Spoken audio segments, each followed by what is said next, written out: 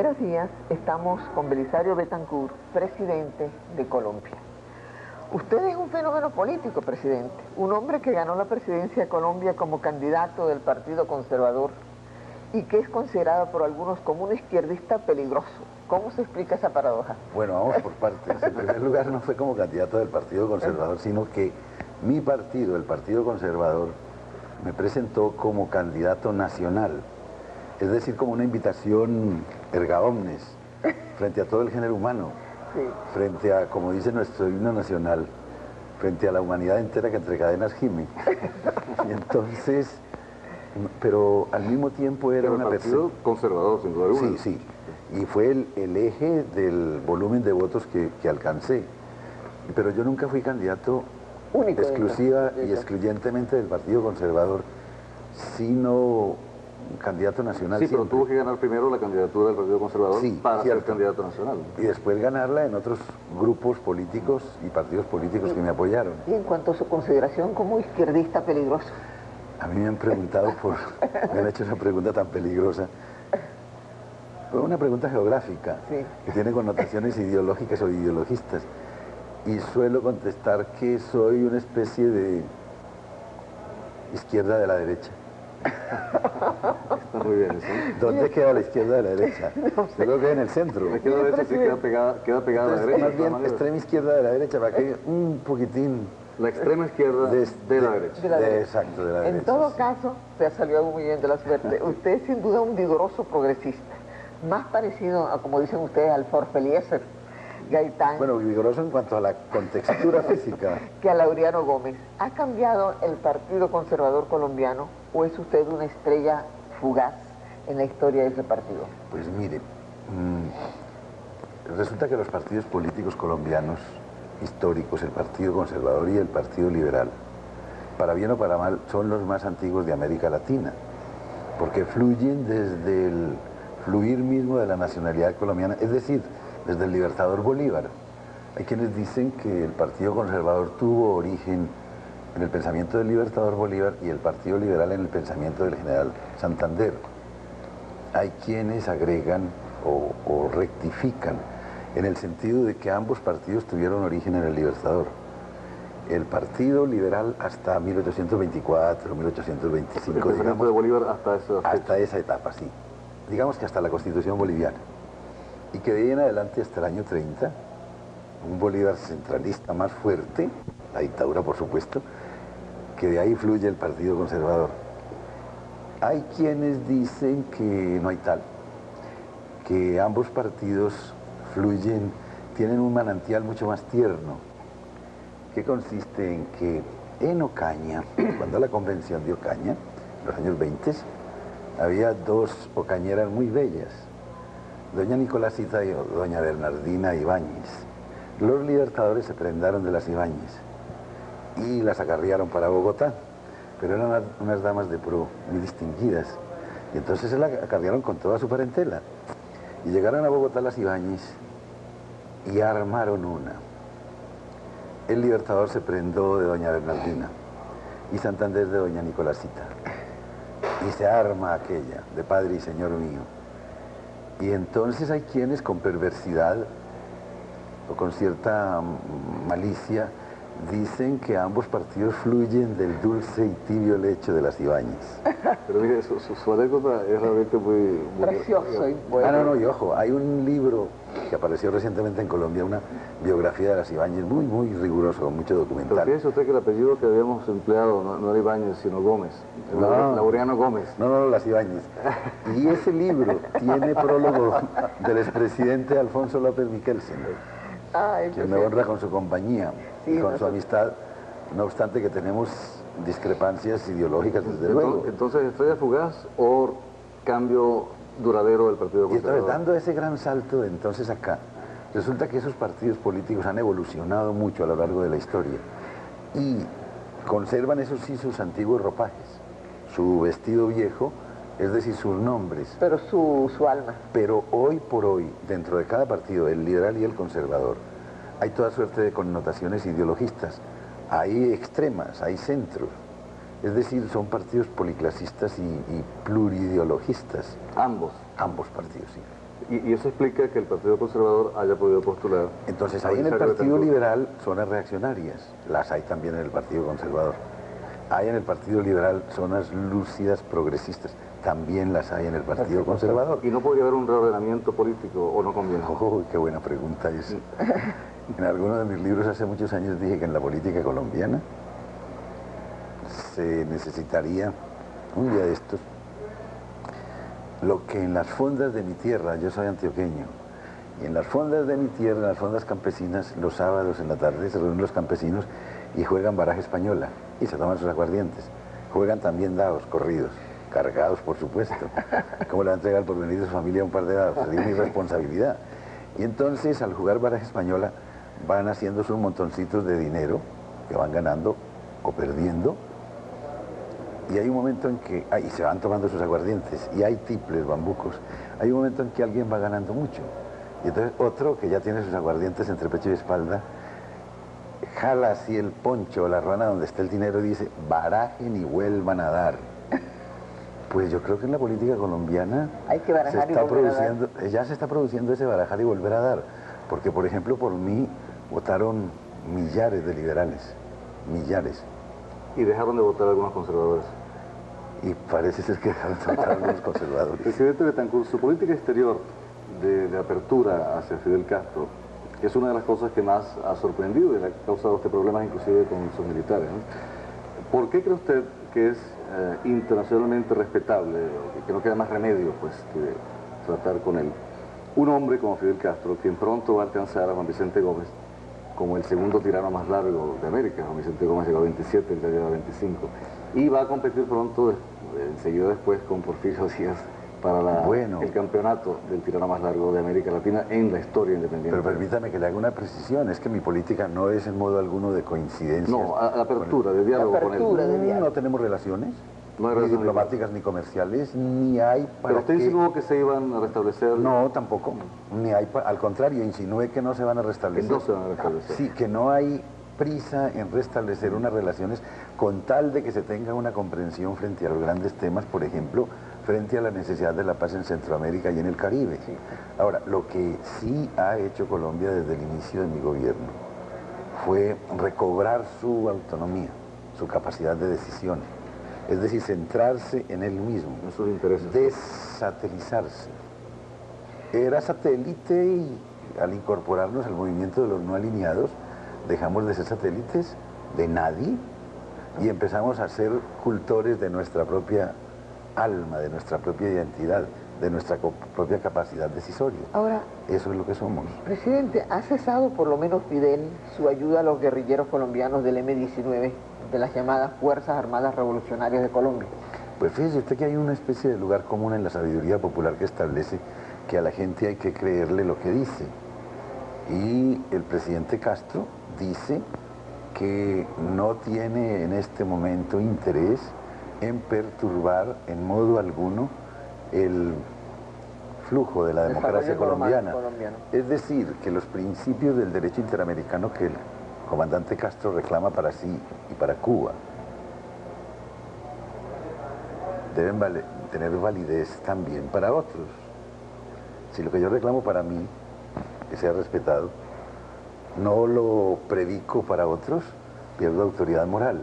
Y hay principios fundamentales del derecho interamericano consuetudinario, por ejemplo, la no intervención de un país en los asuntos de otro, la autodeterminación, la solución pacífica de los conflictos,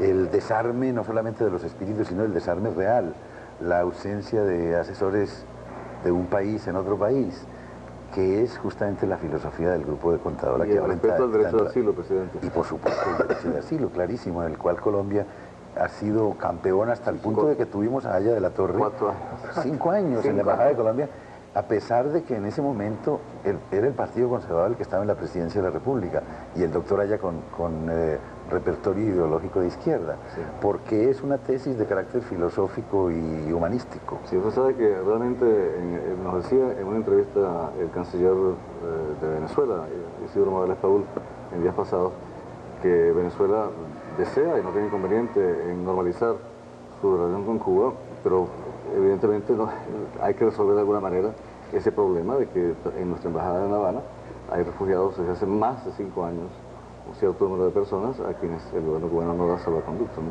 Ahora, algo decepcionante para usted, que ha sido tan decisivo en las gestiones del Grupo Contadora, es que los sandinistas nicaragüenses sean tan dogmáticos que no puedan ni siquiera disimular temporalmente sus ganas de apropiarse del archipiélago colombiano de San Andrés. Pues mire usted, el archipiélago colombiano de San Andrés tiene una titulación que se remonta a antes de la época de la independencia. Son unos títulos que provienen de la corona los títulos no están en duda. Lo que Sí. asombra es que los sandinistas Y entonces ese tema para nosotros está fuera de discusión. lo agiten en este momento. ¿Qué sentido tiene eso? ¿Qué le dijo el comandante Ortega a usted en la Yo creo que esa pregunta sería mucho mejor que se la formulara al comandante Ortega para no romper la confidencialidad. Cualquiera de los dos puede más o menos... Para no romper la confidencialidad y unas conversaciones que se desarrollan en el marco de la búsqueda de la paz en ¿Le causó a usted Centroamérica. una muy buena impresión? Es el comandante Ortega, es un hombre abierto. Lo conozco de muy vieja data, incluso él ha estado varias veces en Bogotá y tenemos contacto permanente, como lo tienen los otros gobernantes, con la totalidad de los Ahora, ¿le gobernantes explicó de él Centroamérica. esa especie de torpeza de agitar en este momento? Él ha sido muy explícito en el sentido de que se trata de un error y esa es la palabra exacta que el comandante Ortega ha expresado. La semana pasada había enviado al embajador Aldo Lacayo a Bogotá con el objeto de que me diera unas explicaciones y las explicaciones han sido reiteradas, pero esa parte yo preferiría que, Son satisfactorias. que le fuera preguntada al Son propio... satisfactorias las explicaciones en todo caso. Son satisfactorias, sí. Es que el tema para nosotros no existe como tema de controversia. Ahora, ¿qué opina usted del informe Kissinger, de la Comisión Kissinger? Opino lo siguiente, que es un documento que tiene una cosmovisión promisoria en el largo plazo, no así en el corto plazo, porque tiene varias cláusulas o trayectos intimidatorios. Por ejemplo, yo pienso que habría sido preferible que los enunciados sobre apoyos a la región centroamericana se hicieran sin condicionantes.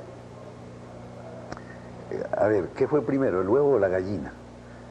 Que no se cayera en esa discusión bizantina. ¿De quién tiene la culpa primero? Exacto, porque además yo pienso que en lo hondo de la situación en Centroamérica y donde quiera, consiste en lo siguiente, en que todo proceso subversivo hay agentes objetivos y agentes subjetivos. Los agentes subjetivos o personales, aquellos que se echan el fusil al hombro, lo hacen por alguna motivación válida o inválida, pero puede ser por un bloqueo mental, psíquico.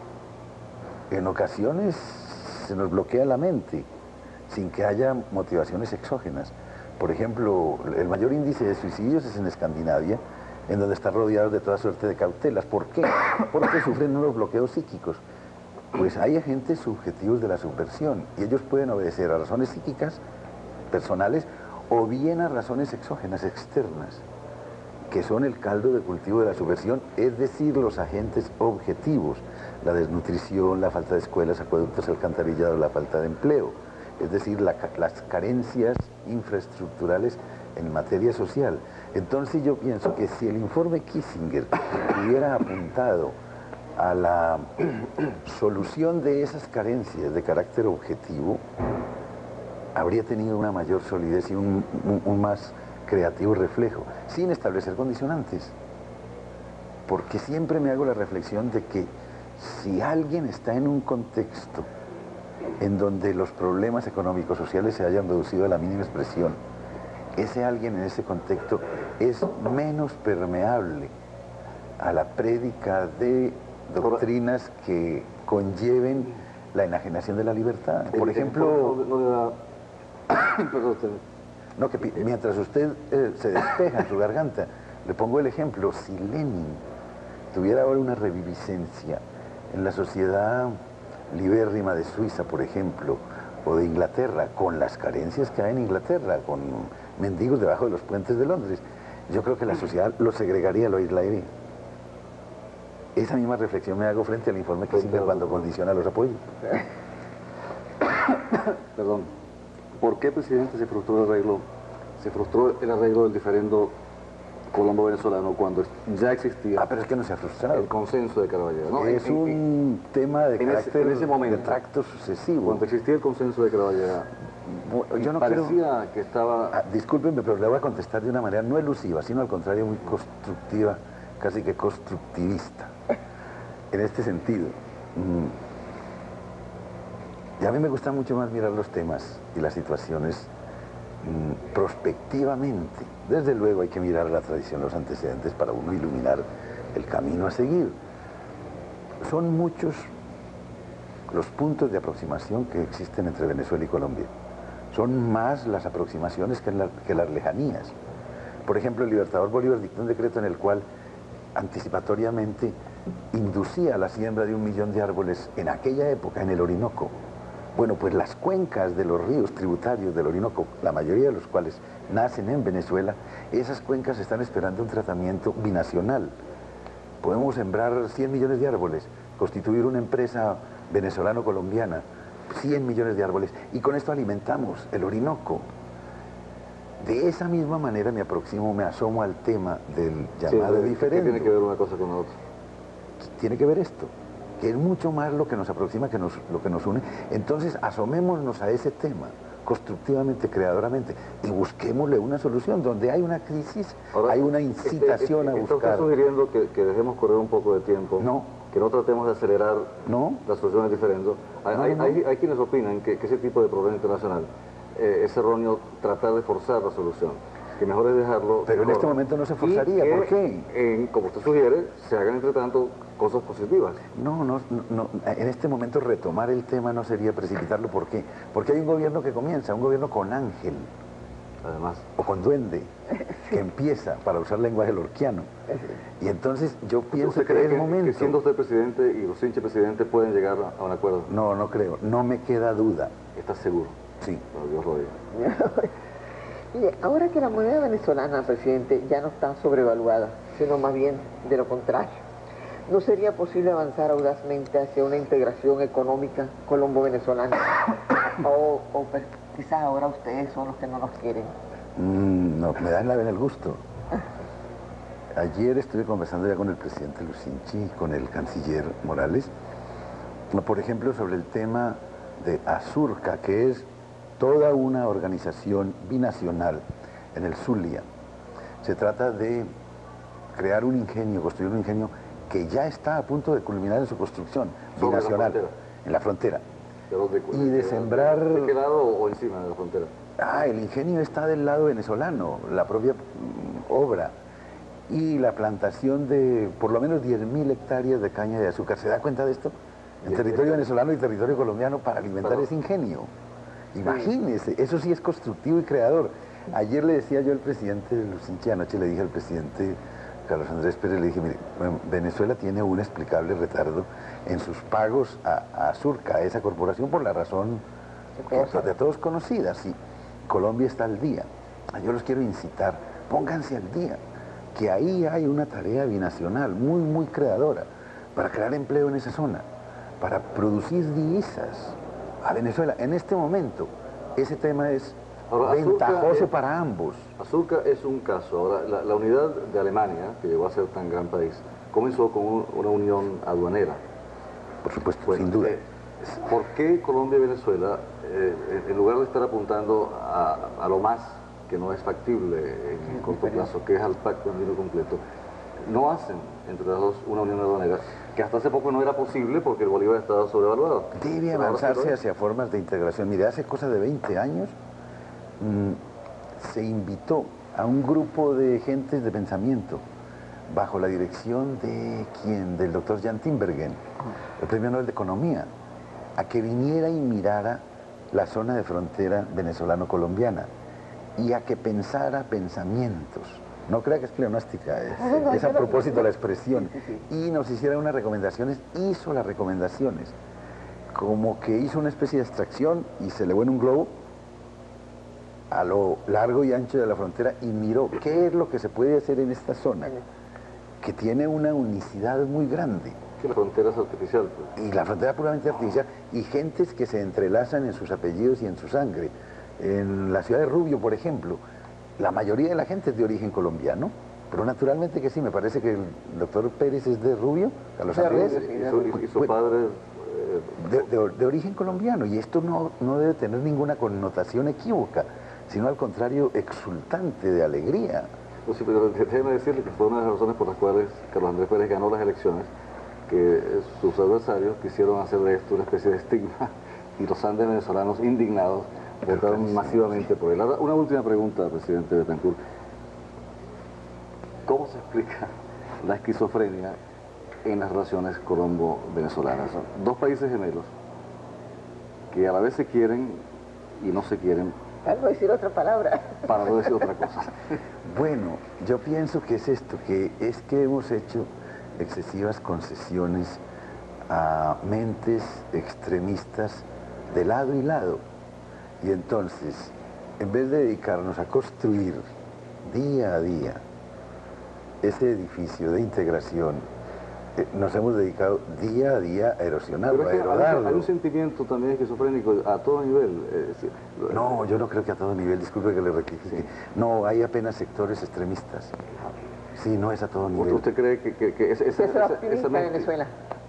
De esta vez. Es que la verdad, esto no es un cumplido, es que yo me siento muy bien aquí, yo me siento en casa. Bueno, nosotros encantados de tenerlos aquí. El tiempo se nos ha acabado. Muchísimas gracias. Este cruel tiempo. Muchísimas gracias, presidente, por su tiempo. Muchísimas gracias por estar con nosotros en Venevisión. A ustedes, muchas gracias. Muchísimas gracias a ustedes. Muchas gracias.